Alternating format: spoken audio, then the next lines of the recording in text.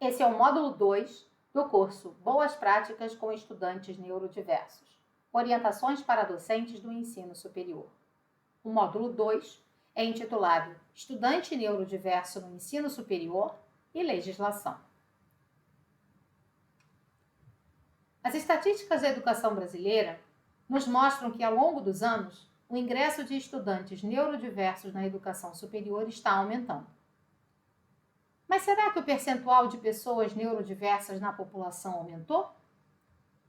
Não necessariamente, e vamos entender o porquê.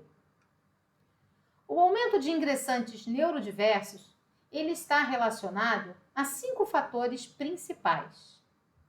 Primeiro, diagnósticos médicos mais precisos, a intervenção precoce e multidisciplinar que permite a melhora na qualidade de vida do indivíduo, incluindo as suas relações sociais e o seu desempenho cognitivo e escolar, a aplicação de estratégias didático-pedagógicas que contemplam diversas formas de aprendizagem e vão possibilitar, então, uma inclusão plena no ambiente escolar, uma inclusão educacional plena, a legislação e políticas públicas que garantem os direitos e reconhecem as especificidades do aprendizado dessas pessoas e, por fim, o avanço tecnológico, que vai permitir não só um maior acesso à informação, mas como também uma maior flexibilidade nas ações educacionais.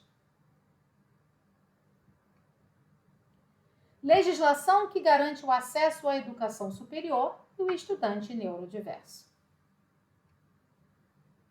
O acesso à educação no Brasil é garantido a todos os cidadãos pela Constituição Federal e pela Lei de Diretrizes e Bases da Educação Nacional, conhecida como LDB. No caso do ensino superior, o artigo 44 da LDB, em seu parágrafo 1º, nos diz que o ingresso nessa etapa de formação se dará por processo seletivo, organizado e publicizado pela instituição de ensino superior. Portanto, após a conclusão do ensino médio, qualquer pessoa que fizer opção pelo ingresso no ensino superior terá que passar por processo seletivo, independente de ser uma pessoa com deficiência, uma pessoa neurodiversa ou não. O candidato com deficiência ou com algum transtorno do neurodesenvolvimento, ele tem o direito de solicitar o atendimento especializado no processo seletivo, desde que ele apresente a comprovação médica, o laudo médico da condição declarada. No caso do Exame Nacional do Ensino Médio, o Enem, há alguns tipos de atendimento especializado que estão previstos para candidatos neurodiversos. Por exemplo, ledor de prova e transcritor de respostas, tempo adicional de 60 minutos por dia de prova e uma sala reservada para realizar as provas. E como que o estudante, então o candidato neurodiverso, pode solicitar o atendimento especializado? Durante a inscrição no Enem, é necessário informar qual a condição que gera o benefício do atendimento especializado e qual a necessidade para a realização do exame. Os candidatos, então, conforme nós inclusive mencionamos anteriormente, devem apresentar, anexando ao pedido, laudos médicos que comprovem o direito a esse atendimento especializado e a sua condição.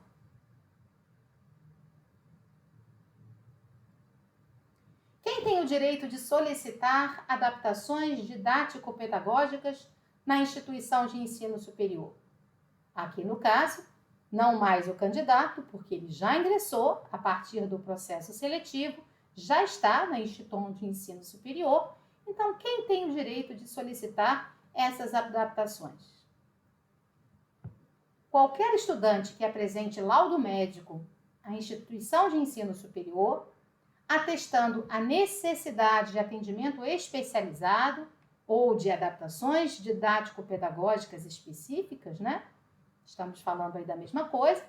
Ele vai estar amparado nos termos da legislação, da mesma forma que estava previsto no exame de seleção como nós demos aí o exemplo do Enem.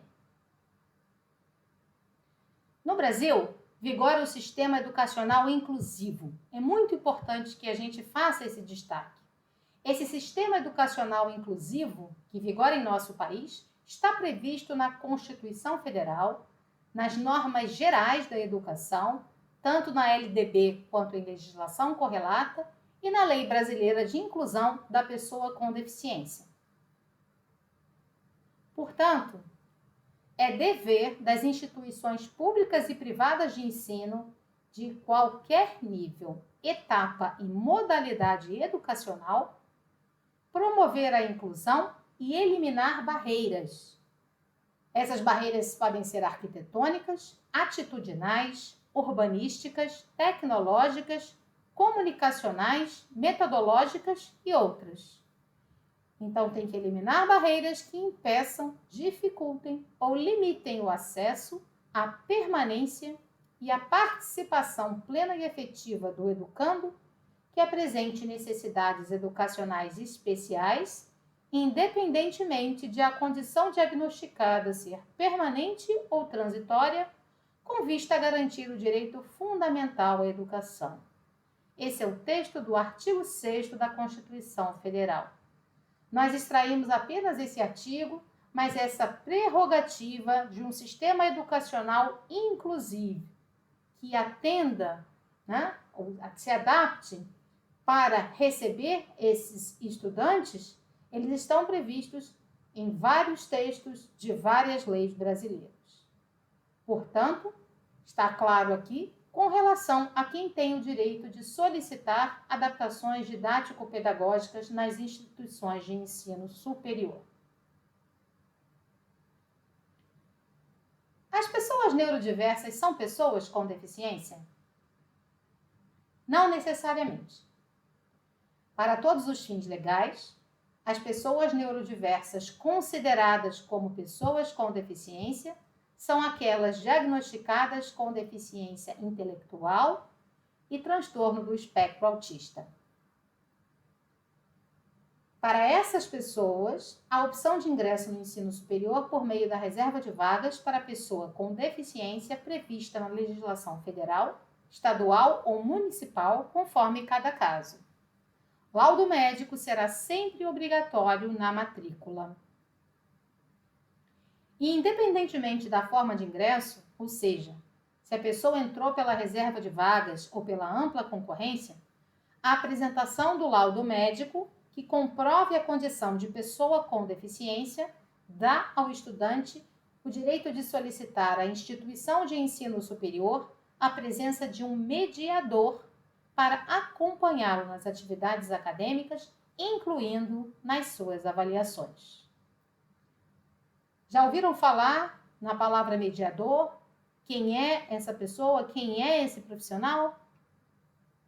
Mediador é o profissional que atua nas questões sociais e de comportamento, na comunicação e linguagem, nas atividades pedagógicas e nas limitações motoras ou da leitura, conforme a necessidade do estudante. A previsão da presença do mediador para a pessoa com deficiência, ela está incluída na educação básica, na educação profissionalizante e na educação superior. O mediador, ele não substituirá o docente e nem realizará as atividades pelo estudante, mas tão somente dará suporte a ele. No caso de estudantes neurodiversos, somente aqueles que se enquadrem na previsão legal de pessoa com deficiência têm o direito de solicitar à instituição um mediador. E aí, especificamente para estudantes neurodiversos, os profissionais que fazem o papel de mediador, em geral, são pedagogos, psicopedagogos ou psicólogos. Bom, só para a gente resumir o que apresentamos nos últimos slides, nós temos adaptações didático-pedagógicas, que são um direito legal de todo qualquer estudante que apresente um laudo médico que comprove a sua necessidade, que comprove a necessidade de um atendimento especializado. Então, independente de ser pessoa com deficiência ou não, Se a pessoa apresenta o laudo médico, o estudante apresenta o laudo médico que demonstre que ele precise de adaptações, há a obrigatoriedade de atendimento pela instituição de ensino superior. Se o estudante ele é pessoa com deficiência, e no caso de estudantes neurodiversos, são considerados pessoa com deficiência, pessoas autistas ou pessoas que tenham a deficiência intelectual. Então, nesse caso, esses dois grupos de estudantes neurodiversos têm o direito de solicitar a presença do mediador para auxiliar nas suas questões escolares e acadêmicas. Espero que isso tenha ficado claro para todos. Nós fizemos aqui uma seleção de leis, é uma seleção geral das leis que tratam dos direitos da pessoa com deficiência na educação e no mercado de trabalho, a título aí de esclarecimento, né?